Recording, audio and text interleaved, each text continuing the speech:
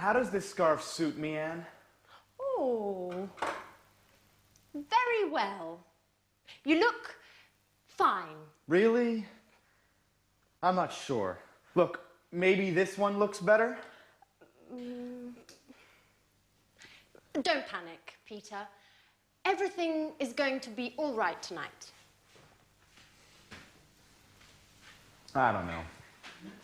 Actually, I have a sore throat. And I'm losing my voice. I'll sing badly tonight.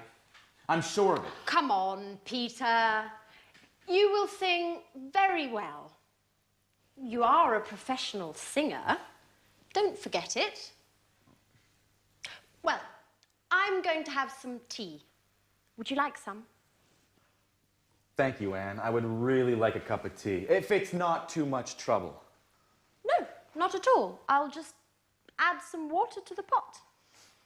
A cup of tea and my chocolate cake will keep your mind off the musical for 5 minutes at least. Shall I give you a hand?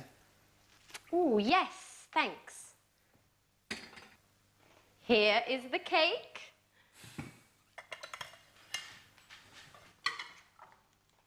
Oh, Oh, Peter! Okay, listen. I know you are nervous, but try to be careful, please. I'm sorry, Anne. Listen, how do you think the musical will go? I think it will go very well. Grease is considered a classic musical. It's successful, entertaining. There will be loads of people clapping. Do you really think so? Sure I do. Hey, Peter, what time does the show start? At 9 o'clock. How are we gonna get to the theater? I'm going to drive. I don't think that's a very good idea. Why not? Because parking there is almost impossible. Okay. We'll take the tube. That's a much better idea. When should we leave? Around 8:30? No, that's too late. Okay. We'll leave earlier. Oh, I'm so sorry, Anne. Oh, Peter! You're hopeless. Okay, listen. I think you need to relax a bit. Why don't you go and take a nap? I can't sleep. I'm too nervous. Okay. Why don't you rehearse your part again? I can't. I can't remember anything. Okay. Go wherever you want. Just, please, leave me alone. Please.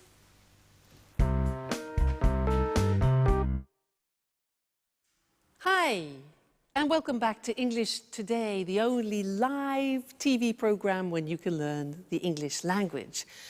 Did you see that Peter dropped chocolate cake and tea all over the table and Anne didn't really react? She's becoming more tolerant, isn't she? Great. Now, I have an interesting thing to teach you in this lesson, and it's about will. Now, people usually think that will, the future will, is very easy in English, but it isn't that easy. And in this lesson, I want to look at a particular use of will. Now, watch this. Listen. Imagine that I'm in Oxford Street in London shopping.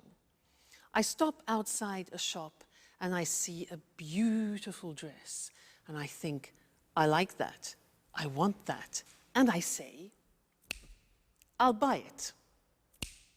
I'll buy it. Now, I'll is the abbreviation of I will. I'll buy it. We use this form when we make a spontaneous decision. It's nothing planned, it happens spontaneously. It's called in English a snap decision. All right, let's continue. So, I see the dress and I think, I'll buy it. Great. Then I look at the price. 1,500 euro. Crikey. And I think, I won't buy it. Negative of will. I won't buy it. But then I think, now wait a minute. I haven't bought myself anything lovely for a long time. Maybe my boyfriend can help me. So I decide I'll buy it.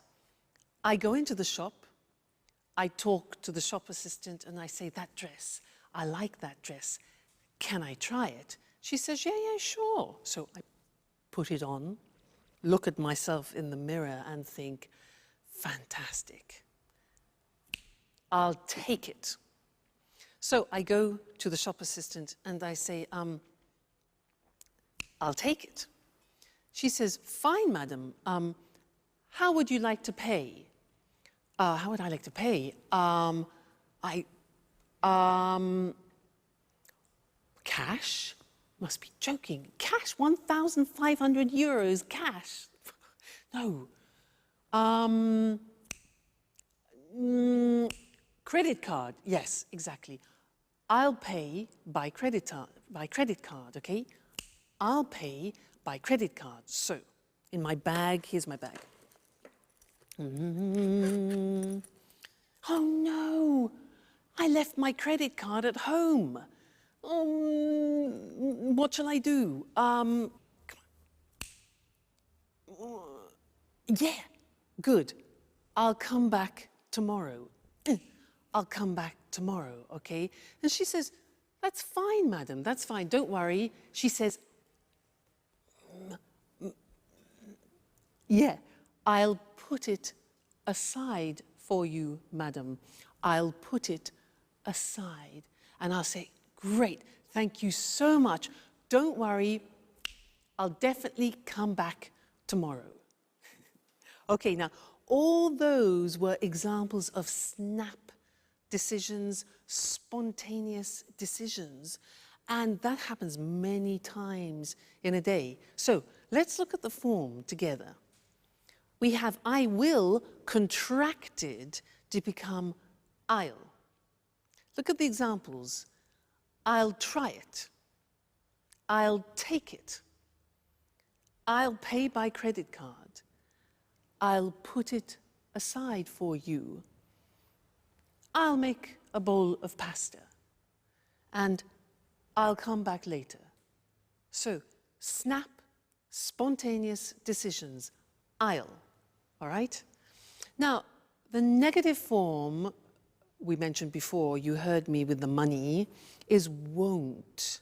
Be careful with the pronunciation. It's not want, it's won't. So the example is, I won't buy it. Or, I won't pay by cash. All right? So, will, won't. You can also ask a question in this situation of a snap decision. And you can say, shall I? Now that's a big change because will in the question form becomes shall. So we say, shall I make a bowl of pasta? Or shall I help you? All right, that's the question form. So I'll do it. I won't do it. Shall I do it? So those are snap decisions. Very useful, very important, and not many people remember that use of will. Great.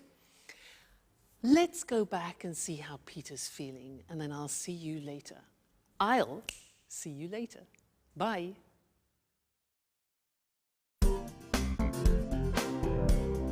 Hi, Anne. Hi, Peter. I'm starving. Is there anything to eat? How can you think about food at a time like this? Why? What's the matter? What's the matter? The performance is tonight. Come on, Peter. Don't panic. Everything is going to be all right tonight. Don't worry. Why does everyone tell me the same stupid things? because it's the truth. Look, Peter, take this lucky charm. I bought it in Portobello Market this morning. I'll give it to you as a lucky mascot. Remember, you have to kiss it 3 times. And then keep it in the right pocket of your jacket. Why just in the right pocket? Well, I don't know. The woman who gave it to me said that this is what you have to do. Anyway, I'm sure it will bring you luck. I'm not so sure. Why not? Shall we bet on it? All right. Sounds like fun. How much? Oh, let's make it interesting. If it brings you luck, you'll take me for dinner at Bluebird. Bluebird? Are you crazy? That's London's most expensive restaurant. I know. But the musical is important to you, Peter, isn't it? Well, all right, Alice. What will you do if it doesn't bring me luck? Well, I will cook dinner for a month. But you can't cook. Aha, Peter.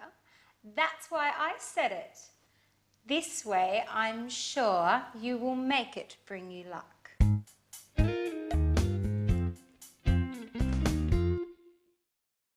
Hello again and welcome back. The most expensive restaurant in London. Good for Alice. Now, in this lesson, I want to look at the future again, but at a new form of the future, and it's the form going to. And in the episode, we heard Anne say, everything's going to be all right. So I want to look at that form with you now. And to illustrate it, I want to tell you about something wonderful that happened to me. I've just won, in fact, 20,000 euro. And I have to decide what to do with this money. And I have a few intentions, so let me tell you about them. Firstly, I'm going to relax for a few days in a spa, hopefully with my boyfriend. Relax in a spa, hot water, you know, wonderful. Then I'm going to visit some old friends in Canada that I haven't seen for a long time, so that's good. Then what? Yes, then a dream. I'm going to travel around Turkey and I'm going to go in a hot air balloon over Cappadocia. Fabulous. Then what? I'm going to organize a surprise holiday for my parents in Egypt. Another thing, let's see, another intention that I have. Oh yes, I'm going to buy another double bass for my boyfriend because, you know, it's an expensive instrument and he needs it for his work. So I'm going to buy that. Then what? Oh yes, I'm going to buy another Jack Russell Terrier to keep Suki companion. And the last thing, well, I think I'm going to put the rest in the bank. All right?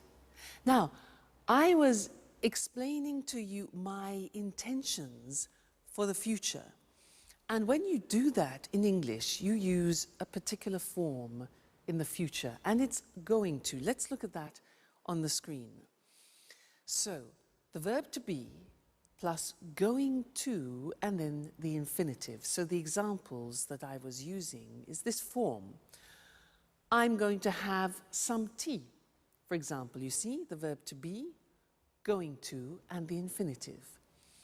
He's going to sing well. So he, third person, changed the auxiliary. He's going to sing well. Everything's going to be all right, as Anne said. They're going to take the tube, you know, the underground in London. They're going to take the tube. Now, very often when you hear this form, you hear a pronunciation like gonna. So they're gonna take the tube. And that's when we completely contract, they are going to, and it becomes gonna. And often you see that in subtitles in English on films. Gonna, okay? Now the negative form is easy. It's the negative of the auxiliary to be. So I'm not going to leave tomorrow. I'm not going to leave tomorrow. He isn't going to return soon. And we aren't going to come with you. All right, sometimes you hear, I'm not gonna. He's not gonna. That's when we speak quickly, all right? And then the question form, again, easy. You invert the subject and the auxiliary. How are we going to get there? How are we going to get there? Where is it going to happen? And when are they going to leave, or are they going to leave? All right, so that's another form of the future. And you can see slowly that the English future is quite interesting and quite complex. So when you want to talk about your intentions, you use going to. And I'm going to see you in the next lesson. All right? Bye for now.